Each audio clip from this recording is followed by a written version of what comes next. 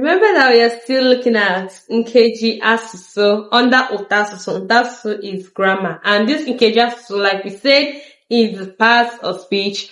During the last video, we talked about what Nkejiasusu mean.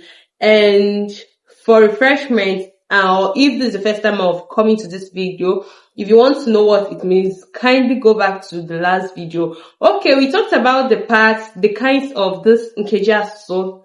And we also talked about the Nkejiasusu. So today we are taking the second type of the Nkejiasusu, which is Nnochiahaa. Nnochiahaa pronoun. And while I was growing up, let me tell you a brief story. While I was growing up, my teacher back then in primary school, we always say a pronoun is a word used instead of a noun. A pronoun is a word used instead of a noun.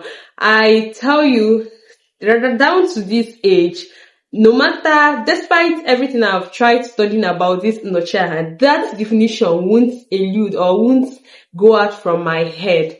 Okay, today, in Igbo language, this pronoun we're talking about, Nnochiahaa, bu aha na-anọchite aha.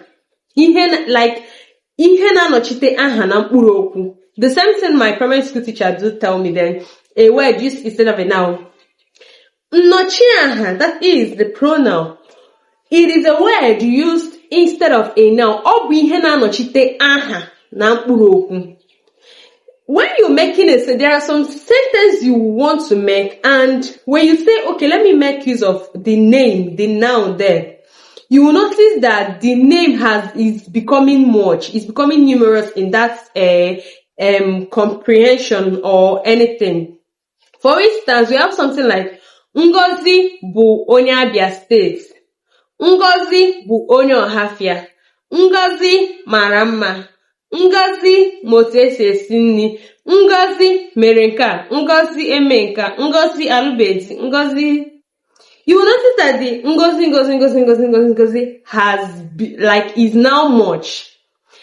I think this gave to the rise of the of pronoun Nnochiahaa. Instead of you to make use of that Ngozi, you simply say Ngozi bụ onye Abia State. Ọ bụ onye Ọhafia. Like, ọ ma otu esi esi nri. Ọ na-esi nri nke ọma. Ọlụbeghị di. Is a bit lighter both in your words, in your mouth, and in the ear of your listener. It is a bit lighter, a bit easier.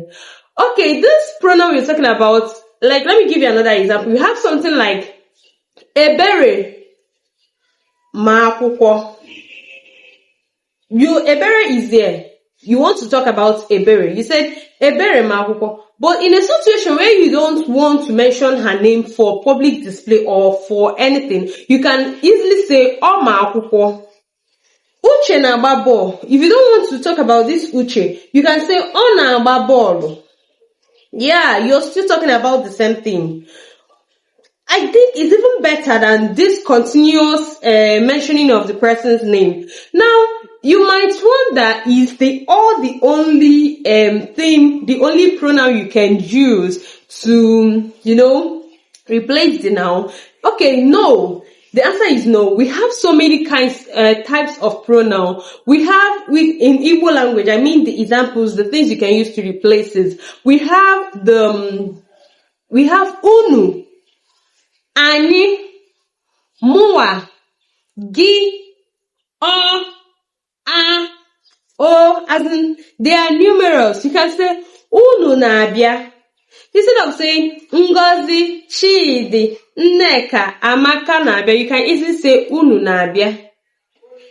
Chioma na Nkiru, you say, gị na Nkiru. You want to talk to two people that are standing, Chioma and Nkiru. Instead of you to say, Chioma na Nkiru, you might look at Chioma and say, gị na Nkiru. That is a very simpler way of making your statement without much stress, both to you and to your listener. It is as simple as it is.